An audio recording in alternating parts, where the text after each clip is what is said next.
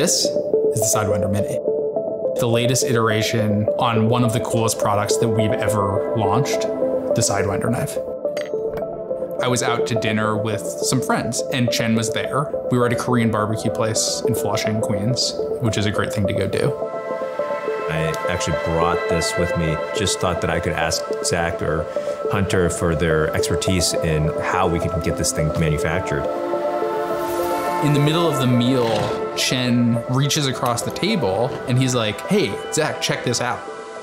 I go to open it and there's this movement that is incredibly surprising. It does something that is unlike anything I've ever seen before. It felt like seeing an invention.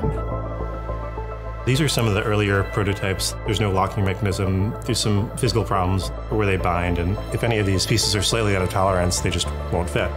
At that time, it was sort of a rough gem.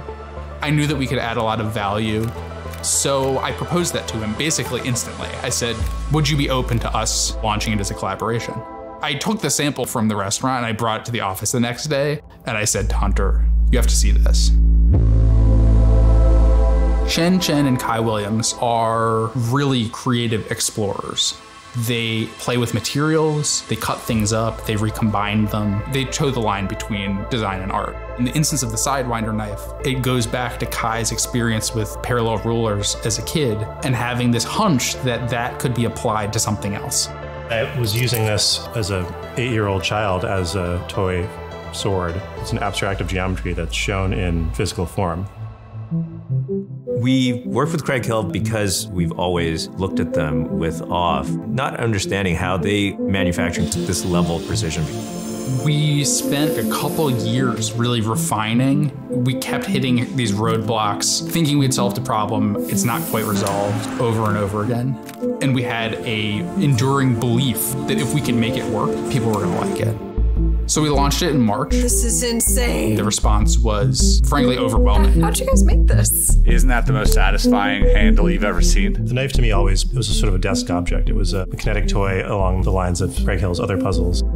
We wanted the hand feel to be substantial, but perhaps it's a little bit too much to be in your pocket all day. We decided that we would want to create some other versions, something that was smaller and easily carryable. Rather than shrinking it overall, what if we sort of just removed the middle? We took all of the complexity of the original Sidewinder. It's all there. It's just in this much smaller package. There's 8 different thrust bearings in this one tiny knife, which is sort of a perverse number of parts in such a small object. Yeah, it's almost like a little machine. Part of the joy is how smoothly everything moves. You know, that's why there's so many bearings in it. The blade geometry was something that we looked at a lot. We ended up landing on this new shape of blade, a hybrid of a Tonto and a drop point blade. It looks like a talon. The blade is stainless steel, the body is aluminum. We opted for aluminum because it's really strong and it's really light. I imagine it is sort of the ultimate in breaking down boxes, cutting straps. You could sharpen a pencil, cut those nets that you get at the grocery store. Peel off the skin on your pear or apple. Cut a loose thread off of a shirt. Hack your way out of any situations that come along. Yeah, I mean, you know what knives do. We also decided to make a deluxe version. Hunter and I have always been big fans of Chen and Kai's approach to ornamentation. For a very long time, we've been using abalone shell. Abalone shell is this microcosm in the world that you can stare at for hours. Each dot has different colors because each shell is different. We are able to bring natural variation into something that is machined and very much man-made object. How inventions almost always occur is it's the unexpected recombination of existing things, but no one had yet seen their potential. I think our brains are always looking to match shapes. When things click together, I think there's just something incredibly satisfying to us. It's like, we did it, or something, you know?